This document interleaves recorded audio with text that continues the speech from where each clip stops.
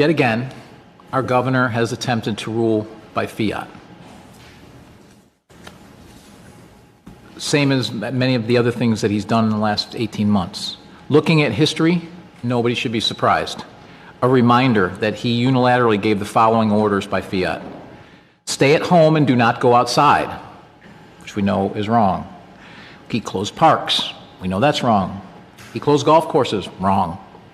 Closed small mom and pop businesses while calling large corporate conglomerates, recreational pot shops, and liquor stores essential.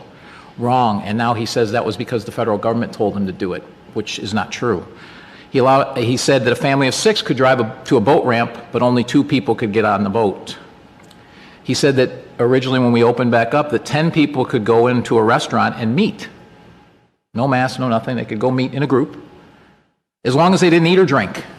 As soon as they were going to eat or drink, they had to go outside, and they had to split into groups of 6. He closed schools because they weren't considered essential. All right? Schools, not essential. Just let that sink in for a second. When I opposed these actions, the actions that weren't supported by data, I was labeled many things. And people sent me emails hoping my family would die from COVID. Looking back over the last year, it shows that I was right and the board was right. I was right because I don't make uninformed decisions. It was not an accident. I used data, facts, and I drew logical, common sense conclusions. I also didn't make any giant leaps or whimsical choices. Frankly, I made the easy ones, the slam dunks. All it took was to take the time to understand the data, a little bit of logic and common sense, and basic skills that are required in risk management in any job where risk is something that you manage. What is astonishing is that these actions and many others were taken without passing any laws. This is America. We operate by the rule of law. Apparently, our state legislature needs to be reminded that we're a nation of laws. If you want measures like this enacted, then stop hiding behind emergency orders and go through the legislative process, present the facts, debate, and vote. It's what our citizens deserve. It's what we should demand.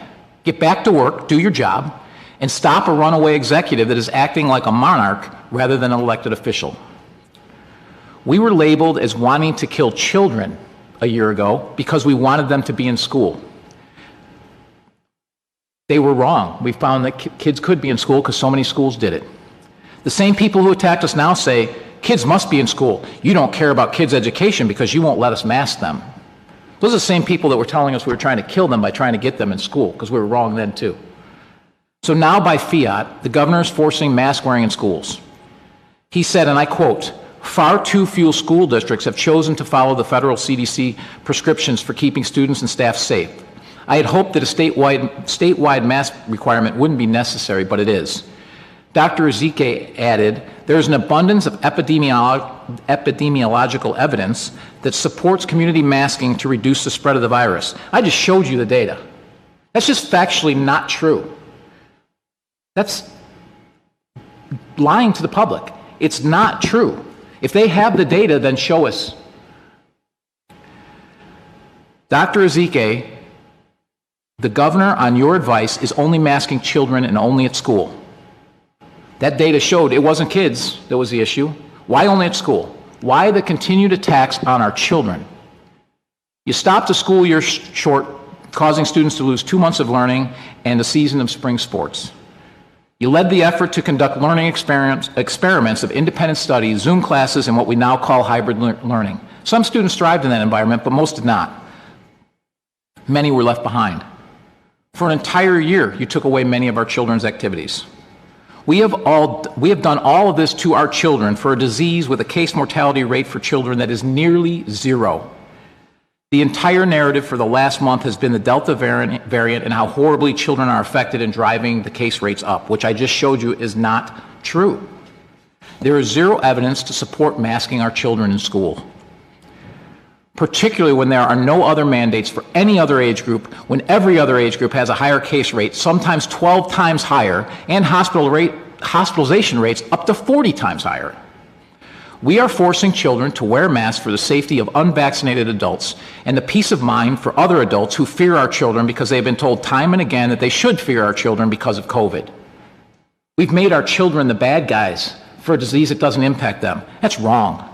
I don't think our children should bear the brunt of a disease that has no impact on them to make adults feel comfortable.